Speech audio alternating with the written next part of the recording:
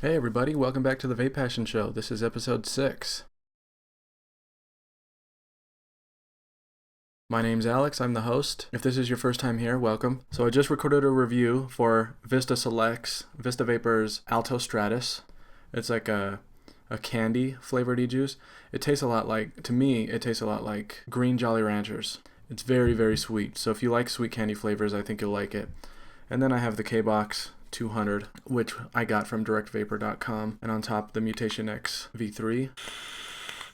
Wow, that Alto Stratus is sweet. So first I want to mention some news, some good news for my channel. So I've decided to convert my YouTube videos into audio formats so that I could turn them into a podcast, which I've submitted to iTunes and Stitcher.com. So both platforms have approved my podcast. So if you just want to listen to it and you don't want to watch the video, if you just want to listen to the podcast on your phone or something, you can find them both on those channels now. You'll find links to those on my website, vapepassion.com, or you can just search for Vape Passion in Stitcher or iTunes and it'll show up. Okay, secondly, I would like to mention that I have another giveaway going on my website. This one is sponsored by Halo. You can find them at halocigs.com. They are letting me give away 5 10 milliliter bottles from their Evo juice line, which are fruit flavors or drink flavors. So they're all more sweeter flavors. They sent me 5 for myself to sample and review. And now they're not I wouldn't call them a premium e-juice, but they're not bad and they're very affordable. You can get them for $6.99 per 10 milliliter bottle. I liked all of them that I tried except for one. To me, it tasted like a cleaner, which is really weird. But then I tried it in my Freak Show Mini and it tasted a lot better. I still didn't care for it all that much, but it tasted better. But the other 4 I tasted were pretty good. So if you would like to try them yourself, go to my website. You'll see a banner there that shows you where to enter the giveaway. And yeah, so do that. That'll end on March 25th. And unfortunately, it's only open to U.S. residents. So I hope to get some more worldwide giveaways going at some point. But yeah, for this one, it's just U.S. All right, so let's just get into some news. Battery Mooch, he posted on e-cigarette forum his entire list of recommended batteries. He points out that while he did test all of these, it doesn't mean that if your battery is on this list that it's going to have the same performance, because people rewrap batteries. So you have to know where you're getting your batteries from. And you have to know that you have to trust them that it is going to be what they say it is on that wrapper. So anyway, he's got batteries here for 18350s, 18650s, and 26650s, and all of their ratings. So check that out. If you're in the market for some batteries, look at that list and try to get something from that list. And like you'd expect, all of the 18650s are pretty much LGs, Sonys, Panasonics, and Samsungs. The 18350s and the 26650s, big manufacturers really aren't producing batteries for those, so not as high quality, but it's good to have a list like this in case you're looking for batteries like that. Okay, so next up, I saw this on Reddit. Someone published a guy's vlog. He does a regular vlog. I think he's a gamer. And while he was recording his video, his batteries exploded in his vape. So yeah, pretty scary. You can see when he picks up the battery with the tongs that it's burning hot red. That's not actually a red battery. That battery is red because of how hot it is. So he was using a Snowwolf 200 watt. On Reddit, people were saying that he was using 2 different batteries, and that's because they thought it was a red wrapper and a yellow wrapper. But it turns out that that battery was just red because it was so hot. He was running it at 40 watts, and 4 days after that vlog was published, he published another video specifically talking about what happened with his vaporizer. He shows a video of how the battery cover goes back onto the mod. So at the bottom of the battery cover is this little tab that fits in a slot. That tab is metal, and his battery contacts obviously are metal too, and they're sticking up close to the edge of that battery door. So when he was sliding the battery door back on, that little tab touched right in between those 2 contacts and shorted out the batteries. He says it's happened a whole bunch of times, but it's never actually resulted in a venting situation until that video. So if you have a Snowwolf 200 watt or any device really, make sure that if it has a metal battery door, that you're not coming close to the battery contacts, because if you touch both of the contacts at the same time, you can risk a vent situation like he did. Okay, so this next article is one that I wrote. This one was published on the halocigs.com website. 5 ways to extend the life of your coil. So I'm just going to run through the tips real quick. And I want to mention that the Halo editors, they rewrite the content that I submit per their own internal guidelines, and I'm fine with that, but I don't always agree with everything that they say or change.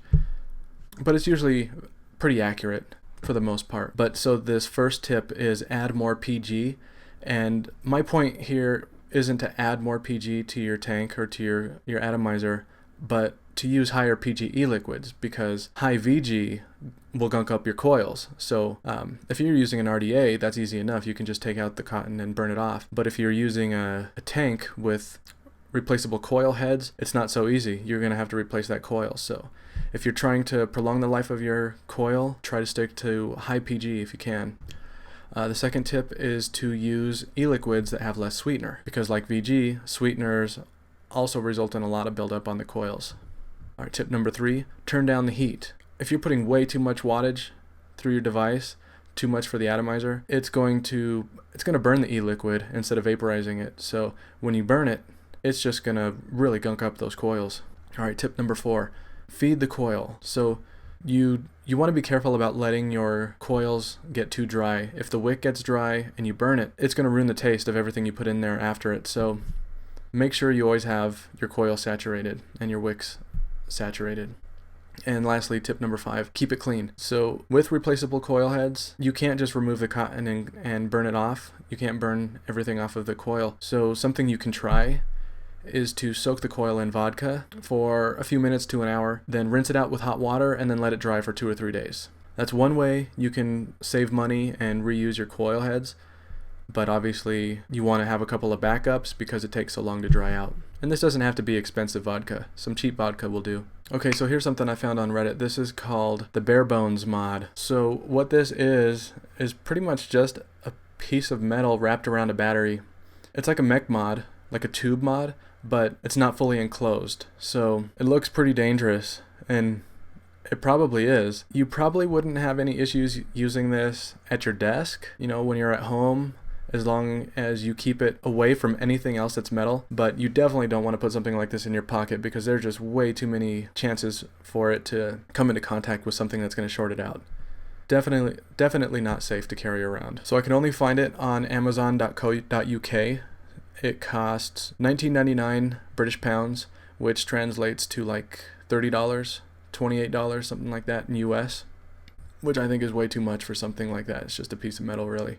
All right, this next one was published on guidetovaping.com. So Dimitris, Phil Basardo's friend, who you might know as the Vaping Greek on Twitter, so he founded an organization called Sevia, which was designed as a place for China manufacturers to come together and support U.S. regulatory and litigation battles. So Dimitri, he was at a conference in Shenzhen, China back in January, which had over 100 e-cigarette manufacturers, and it looked very promising that a lot of them were going to join in on this fight and help us out. Well, now, about 2 months later, Dimitri publishes a tweet saying that, while he did get some big names like Innokin, Aspire, Kingertech, and Smoke, that's it. Those are the only people who have followed through with their promise. And it seems like most of the other manufacturers and brands really aren't showing any interest in becoming members of Sevia USA, which is unfortunate for us and for them, because I don't think they realize that if regulations hit us really hard, they're going to lose all that money. All of these small manufacturers in China, they're just going to go out of business, because who's going to buy it? The US is a huge market segment for them. So what Dimitris mentioned in his tweet is that if you buy from any of these companies other than the 4 that are already part of Sevia, that's fine, but ask these companies that you buy from to support Sevia, or why they don't want to have a part in Sevia. Because the more we show interest to the companies that we buy from, the more likely they are to consider joining. Alright, so this next article was on vaping360.com, titled Supersize Me, Vaping E-Liquid Edition. So they interviewed e-liquid manufacturers and vape shop owners about the trend of 60 ml and 120 ml bottles. The article talks about the advent of sub-ohm tanks, how it's caused vapors to consume e-liquid like they've never have before, and that while 15 ml bottles were adequate for vapors using cartomizers and clearomizers back in 2013, a lot of people just really don't find 15 ml bottles to be adequate anymore. So we're seeing that companies that have been around for a long time, at least a couple of years, are following the trend of 60 ml and 120 ml bottles. Some of the companies that have been around for a long time are starting to follow the trend with larger bottle sizes. But a lot of the new manufacturers, they're skipping the 15 ml bottles entirely. So Vaping 360, they interviewed Boilermaker Vapor co-founder Jeff Brooks, who said, once a 30 ml e-liquid bottle would last a couple of days. Now it lasts a day. People cannot afford to buy a 22 bottle of e-liquid daily. And they also interviewed Alan Seaton, who is the owner of Vape Breakfast Classics, which is a newer company who is releasing their e-liquid only in 60 ml bottles at a price of $30, which is a great price. And he says, we wanted to offer Pancake Man as 60 ml because we feel e-juice in smaller volumes is too expensive for consumers and doesn't last long enough based on the popularity of sub-ohm tanks. And then another company called Vape 120, started by Surefire Vapor, they only offer their bottles in 120 milliliters at a cost of $50. The CEO of Surefire Vapor, Gary Rivera, said, we decided to move forward with Vape 120 based off of the trend of the industry moving towards high volume e-liquid bottles for more affordable price. So manufacturers are jumping on board with larger bottles. They also interviewed some brick and mortar retailers, and they mentioned that some retailers prefer sticking to 15 ml bottles because they hope that smaller bottles will equate to more sales, repeat visits. But more progressive store owners have accepted the trend that people just want larger bottle sizes. So the owner of the Vapor Spot, John Jenkins, he says that his clients are requesting 30 ml size bottles a lot more now that sub-ohm tanks are out, and that 120 ml liquid bottles are proving to be a decent mover for people that love to show their allegiance to the flavors that they love. And then the owner of Vaporland, another brick and mortar, his name is Travis Anthony, said that they've also embraced the move towards larger bottles and believes that the increase in the quality of an inexpensive vaping hardware has fueled the trend now that tanks, addies, and all mods have decreased in price and improved in quality. You know, people could get away with high prices before, but it's getting harder and harder. And e-liquid companies are just going to have to adjust their prices to be more competitive. So John Jenkins, the owner of VaporSpot, had an interesting quote in here. He said, liquid makers seem to be getting more and more creative with the box design and label or gimmick.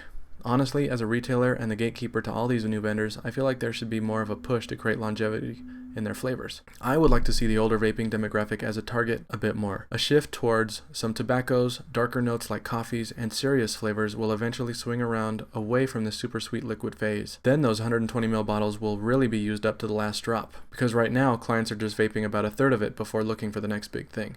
So I find that interesting because I don't agree with that at all. Now I think it's a good idea to target the older vaping demographic, but I have a hard time believing that a shift towards tobaccos and coffees and other serious flavors is ever going to happen or phase out sweet e-liquids, because we have so many sweet e-liquids on the market right now because everyone loves them so much. A lot of people, they do these tobaccos and serious flavors when they start because they want something more like cigarettes. But when they realize how much more enjoyable the sweeter flavors are, they totally forget about those flavors. So I don't know. He could be right. I think he's wrong. So what do you guys think? Do you buy large bottles? Do you get 60 ml, 120 ml bottles? Personally, I like to go with 30 ml bottles. I do sometimes pick up 10 mils and 15 mils just because I want a sample size that I can try and then make a decision if I really want to get a bigger size bottle. But I usually only go as big as 30. Alright, so here's an article from Dr. Siegel. The article's titled, The Problem of Undisclosed Conflicts of Interest in Tobacco Control, How It Works, and Why We Are So Hypocritical. So he starts out by talking about how recently a debate has broken out in the tobacco control community about tobacco industry-related conflicts of interest in research. So he says that pretty much all of us do agree that at the very least, researchers with a history of funding from tobacco companies should disclose that information as part of their conflict of interest statements in journal articles that are relevant to tobacco. However, it is not clear that the tobacco control movement applies that same conflict of interest disclosure policy to itself. The movement appears to view its own conflicts of interest with pharmaceutical companies as being immune from disclosure, in precisely the same situations they would attack a researcher for failing to disclose a similar conflict with a tobacco company. And that's totally true. You see this all over on the internet. Pro-vaping research always has people complaining about industry ties or conflicts of interest, but then you see these people in anti-tobacco groups who have all these ties to pharmaceutical companies, and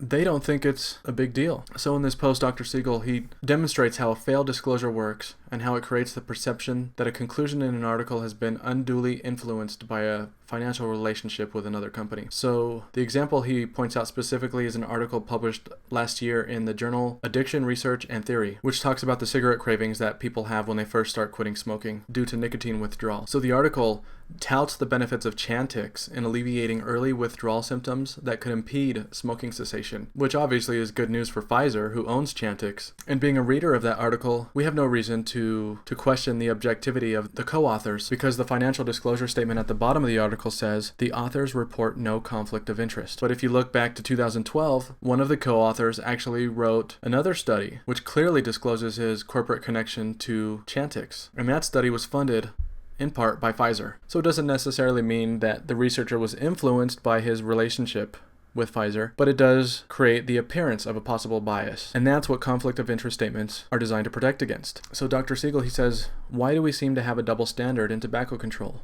Any connection between a researcher and big tobacco, no matter how remote, has to be disclosed, or we attack that researcher and basically treat him or her as a tobacco mole. But if we in the vaping community make connections between anti-tobacco research and big pharma, there seems to be some sort of immunity. It's a double standard. Okay, so I saw this post on Reddit titled, Nic Safety, Learn from My Mistake. So I think this is a good tip for anyone who makes their own e-juice using nicotine. So the main idea here really is to inspect your equipment and supplies. Basically what happened is that he went to mix his e-liquid like normal, grabbed his working bottle of nicotine. When he was shaking it, nicotine started flying everywhere. So what happened is that the last time he used this bottle, he put the dropper top back on and the plastic cap split down the side. And he didn't realize that, obviously, until after he started shaking the bottle the next time. So when he shook it, it sprayed everywhere, all over his hands, arms, and desk. This was 100 milligram nicotine, which is pretty strong. He got it washed off quickly and said that he had no issues. But, the same can't be said for everybody. If you spill 100 milligram nicotine on yourself, you could get sick pretty quickly. And some people use 200 milligram nicotine. Yeah, if you're doing DIY and you're using nicotine, make sure that your nicotine bottle is in proper condition before you shake it up. Alright, this next one is pretty funny. This is on thedripclub.com. It's titled, Some Guy Vaped Chemicals on Me Outside the Bar. So this is a humorous article. It's a story of someone who is going about their weekend on a Saturday, and throughout the day, just doing normal stuff that we all do, but while pointing out how we're exposed to dangerous chemicals all day, all throughout our daily lives. So I'll give you some examples pointed out throughout this story. Eating scrambled eggs, which may increase the risk of diabetes, going to the beach and being exposed to cancer-causing sun rays, eating lead-heavy tuna rolls, drinking acrylamide-containing lattes, breathing in diesel particulates and endocrine disruptors in the air caused by local traffic, breathing in carbon monoxide and formaldehyde, which is in all of the air that we breathe, and a few other things. This person goes to the bar, walks out of the bar, and accidentally walks into a cloud of vapor and freaks out. Because who knows what's in all that crazy vapor, like the anti-tobacco organizations would want you to believe. And so the point of the story is, there are things, dangerous chemicals and risks to our lives everywhere throughout our daily life. Much more serious than what's in vapor. It's a fun, clever story. This next one is some big news about some research coming out of Hong Kong. Not really research. It's more of a story that is based on supposed research that we have not seen yet. So the story says that e-cigarettes are 1 million times more harmful than outdoor air. So Dr. Farsalinos, he looked into it himself, and he points out a couple of key points, such as, without publishing any details and without reporting anything on the methodology and the samples tested, scientists from the Baptist University in Hong Kong said they tested 13 types of e-cigarettes available in the local market and found polycyclic aromatic hydrocarbons at levels of 2.9 to 504.5 nanograms per milliliter. So polycyclic aromatic hydrocarbons, otherwise known as PAHs, are a group of 100 different chemicals that are formed during the incomplete burning of coal, oil, and gas, garbage, or other organic substances, like tobacco or charbroiled meat. PAHs are known to cause cancer. So anyway, Dr. Chung Shan, assistant professor in the university's biology department, said, the level of PAHs in e-cigarettes is at least 1 million times more than roadside air in Hong Kong. So Dr. Farsalinos' question is, how is this comparison made? Because we all know that there's no complete or incomplete combustion of any material in e-cigarettes. So he doubts whether any of their findings are valid. And he notes that the scientist quoted in the media story compared milliliters of air with milliliters of e-liquid. And he says, this is not misinformation, not misinterpretation, and not a mathematical mistake. It is simply and outrageously ridiculous. They just don't compare. So an average vapor consumes about 3 milliliters of e-liquid per day. So assuming that the Hong Kong University's results are correct, which they do not appear to be, the levels of exposure from e-cigarette liquids are anywhere from 9 to 1500 nanograms, which is anywhere from 99% less or up to 50% more than the exposure to Hong Kong's air. So even using their own data, it's nowhere near 1 million times higher. At the most, it would be 50% higher. So based on Dr. Farsellino's calculations, one tobacco cigarette contains by far more PAHs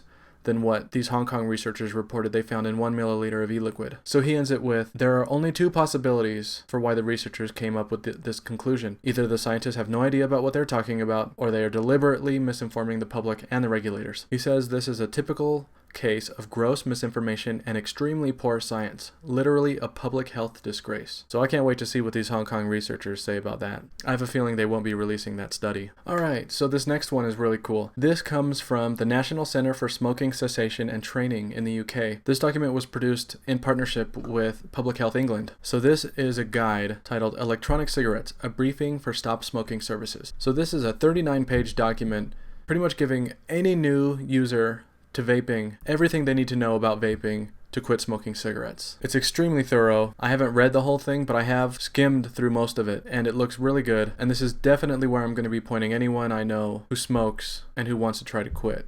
I can't wait until the day the US puts together something like this. If you know any smokers who are trying to quit smoking, point them to this document. So there's a really cool new study that claims that e-cigarettes are estimated to have helped 16,000 to 22,000 smokers in England quit in 2014. That was 2 years ago. The number is probably way higher now, but the study was just released from the University College London. And these are long-term quitters, meaning someone hasn't smoked for at least 1 year. So their research found that when e-cigarettes are used for quitting smoking, it increases the chances of success by around 50% compared with using no support or by using traditional nicotine products like gum or the patch. This raises the overall long-term success rates from around 5% to around 7.5%. Now that doesn't sound like a lot, but when you look at the numbers, that's an additional 22,000 people who have stopped smoking who otherwise would still be smoking today. That's a lot of people. So very cool news. Alright, so this next one comes from Fergus Mason. He's a pretty well-known pro-vaping advocate. So this article is titled E-Cigarette Batteries, Vaping for Journalists, Part 1. So really the point of this article is just to point out how journalists are misunderstanding how vaporizers work when they're reporting on all of these stories about electronic cigarettes exploding. So he says there's no such thing as an e-cigarette battery, and says that lithium batteries have revolutionized portable electronics because, compared to other types, they can store a huge amount of energy. That's why they're used in practically everything. Your phone, iPod, laptop, and tablet. And we don't say things like TV remote control battery, or fire alarm battery, or mobile phone battery. They're all just batteries, so why are we calling it an electronic cigarette battery? There's no such thing. It's just a plain old battery that we happen to use in electronic cigarettes. But it can power anything you want it to. And what's different about lithium-ion batteries compared to your everyday AA, AAA batteries is that they have way more energy. So much energy that if you don't handle them safely, they can vent and explode. And that all the cases that we hear about exploding batteries, they always include either using a hybrid device, a tank on a hybrid device, which is not safe, or a battery being carried loose in your pocket. If there are, with any of the cases where there's a built-in battery that has exploded, it has always happened while it was being charged. And in every case, it seems like the user was using a charger that wasn't designed for that battery. And he says that most people will never short-circuit a lithium battery. They're actually pretty safe. After all, there are literally billions of them in daily use. And that's a good thing to realize, especially for people who are new to vaping and they see some of these exploding battery stories, because, you see a story like that and you start getting scared. What if my battery explodes? Well, if you're using a built-in battery on a regulated mod, as long as you're using the charger that came with it, you're fine. If you go buy a cheap charger that's not designed for that, specifically designed for your vaporizer, then you should be concerned. As long as if you're using a mech mod or a hybrid mod, you need to understand battery safety. But otherwise, you really don't have anything to worry about. Do a search on Google for all of these exploding e-cig battery stories and look at the pictures shown. Almost every single one, I look at these all the time, every single one is almost always a mech mod. And it's from someone who is new to vaping and who put a tank on it, a sub-ohm tank. And the problem with that is that the 510 pin on the tank doesn't reach the positive contact of the battery. The whole atomizer ends up touching the whole top of the battery, the negative and the positive, which shorts out the battery. That's what happens. So yeah, if you're using a regulated mod, you really don't have anything to worry about. And Fergus Mason, he's writing this to the journalist who write all of these crazy stories. But I think we all know they don't care. They probably do know. They're all about getting those clicks to their website. Whether they know or not, they're going to keep reporting it in a way that gets them clicks. So, unfortunately, that's just the way the media works. All right, so here's another study performed by BAT, British American Tobacco. That's big tobacco in the UK. So their latest study shows that the daily exposure to formaldehyde from 3 different types of e-cigarettes is well below the levels considered safe by the World Health Organization, at less than a sixth of the indoor air quality standard. So they say that in cigarette smoke, most formaldehyde is produced as a result of burning sugars naturally present in tobacco, as well as added sugars and glycerol. Whereas in vaping products, it's generally produced as a thermal breakdown product of glycerol and propylene glycol. So they tested 3 types of vaping products: a rechargeable Cigalike, a refillable open tank system, or Clearomizer, and a closed modular system with variable voltage. Whenever they could, all of the products were tested under worst case high voltage conditions, which we all know will produce the most amount of formaldehyde. So they estimated that a total of 350 puffs per day represent a realistic estimate of someone using these products.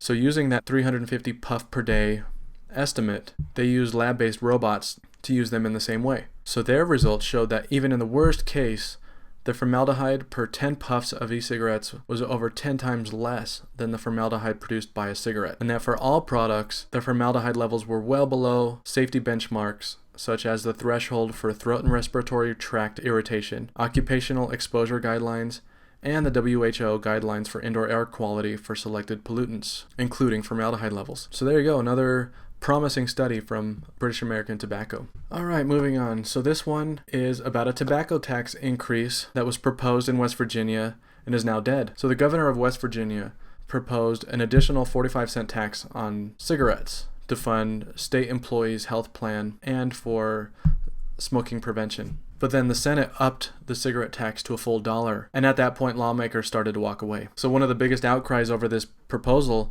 was that it also taxed e-cigarettes. So the bill failed, and now state employees have to find alternatives. They're saying that the loss is pretty significant. They were estimating $80 million in state revenue coming from those taxes. So yeah, I don't mind if tobacco gets taxed, but I do mind if e-cigarettes get taxed. They're totally different products.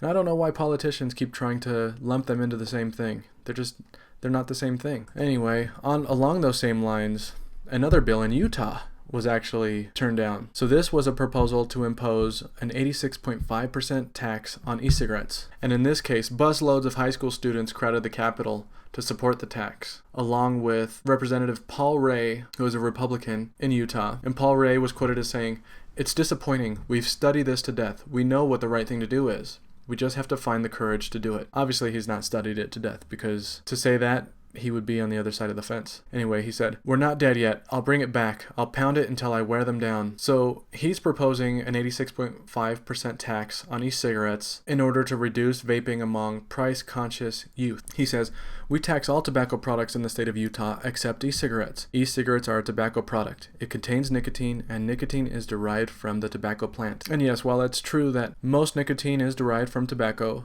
it doesn't necessarily need to be classified as tobacco, because nicotine exists in tomatoes, in eggplants. It's just not fair to call nicotine tobacco. It's just a stupid comparison. And so one of the high school students, he's the student body president of Davis High School, he said, "What I've seen with my friends is that e-cigarettes have become a gateway drug for my generation. They are tailored to youth. There is no research that supports that." And so Republican Representative Ken Ivory argued that raising taxes will not necessarily solve youth vaping problems, and he called for more study. And Republican Representative Doug Sagers, he said, "I'm not sure it's our obligation as legislators to come in and replace parents with a tax increase in order to stop underage usage." So yeah, anyway, good news to see that the bill in West Virginia and the bill in Utah failed. Alright, so this next one was another post submitted to Reddit. He posted a review on Vapor DNA's website about the COV Defiant tank on March 2nd. A day later, he wanted to see if anyone else had reviewed the tank, and then he noticed that his review was gone. He went into his account, saw that his comment was still there, so he edited it from 2 stars to 3 stars, and it showed up again. And then when he went to check it again later, his 3-star review was once again hidden. So it looks like Vapor DNA is removing or hiding any reviews less than 4 or 5 stars. And some of the other commenters point out that a lot of sites do this, and not just in the vaping industry. And I work in internet marketing, mostly with e-commerce websites. And I also know this, that a lot of people hide negative reviews because they're worried, people see negative reviews, no one's going to want to buy it. And maybe that's true. But there's actually quite a bit of research that shows that negative reviews actually do help businesses. It might not help that one specific product. Maybe it will. But I found a study from Bazaar Voice. They analyzed the effect of reviews on a website, figleaves.com. They sell clothes in the UK. So Bazaar Voice found that products with 20 plus reviews had an 83.85% higher conversion rate, so more sales. And that's a mixture of both negative and positive. They found that having negative feedback on your site can do wonders for building trust. And that's the point of having negative reviews on your website. It's about not representing your brand as being faultless, but about building trust with your customers. There's no company that has a 100% record of success with happy customers. When you see nothing but 5-star reviews, you start to question the legitimacy of the business. So what do you think when you see a website that has nothing but 5-star reviews? You probably think it's a scam. I wouldn't trust it. You start to think things like, are they paying people to submit fake reviews, or are they writing them all themselves? It really lowers the trust of your brand, and it's really unfortunate that Vapor DNA is doing this. Now, people will still come back to Vapor DNA probably because, they have good deals sometimes. And they're known for their really good customer service. As I was scrolling through the comments, I noticed that Cloud Alchemist, they commented saying that this is actually one of the reasons all of the reviews from their site are automatically pulled from JuiceDB. They have no hand in what is displayed, completely removing the question of vendor bias. I think that's really cool. That's a really cool idea. And someone else commented saying that My Vapor Store also never deletes negative reviews. I did notice someone saying something about Vista Vapor deleting reviews, and I don't know if that's true because, like I mentioned, I'm vaping on Vista Vapor's Alto Stratus, and I've been looking at some of the reviews on their website, and I'm seeing negative reviews. I don't know, maybe they are deleting some of the really bad ones, I don't know. But I've seen plenty of 2 and 3-star reviews on there, so they're at least leaving some of them up. So what do you guys think about that? If you find out that a vendor is deleting negative reviews, would you still buy from them? Honestly, I probably still would, because I never trust reviews on e-commerce websites, on vendor websites. When I want to buy a product, I'll go look on YouTube, find unaffiliated reviewers, or I'll look on the forums, or I'll look for blog posts, stuff like that, and then I'll make a decision. Okay, and this last one is on law360.com. So this one is about the jelly company, J.M. Smucker. They are filing a lawsuit against Hand Media Inc., which is VaporShark, for using the trademark Uncrustable on their stainless steel drip tip. So Uncrustable is a trademark that Smuckers has been using for a long time for its peanut butter and jelly pocket sandwich. And they're now claiming that VaporShark has caused and will continue to cause irreparable injury to Smucker's goodwill and reputation, for which Smucker has no adequate remedy at law. So Hand Media, VaporShark, they applied to register the trademark in January of 2015, a year ago, and received their registration certificate in November. Smucker's legal team contacted Hand Media's legal team twice in September and told them that they had superior rights in the Uncrustable mark, but they didn't receive a response back. So in December, Smuckers filed a cancellation proceeding with the Trademark Trial and Appeal Board, which Hand Media did answer in January. Both legal teams had a telephone conference, and Smuckers said that they felt confident they were headed toward an amicable resolution. But then in late January, VaporShark filed an action against Smucker in Florida federal court seeking a declaratory judgment of non-infringement of Smucker's trademark. A VaporShark representative said that the name of our product is not in the same category as theirs. It's an approved, registered trademark, so it's just a difference of opinion. So VaporShark, they're not using a similar logo or anything like that. They're just using the words. But I think e-cigarette companies need to start worrying about stuff like this, like trademark infringement, because unfortunately it's pretty common in the vaping industry, especially with e-juice manufacturers. I've seen labels that are like direct rip-offs of things like Starbucks, Skittles, everything, anything you can think of e-liquid manufacturers have ripped it off. And that's going to get them sued, and that's going to put them out of business.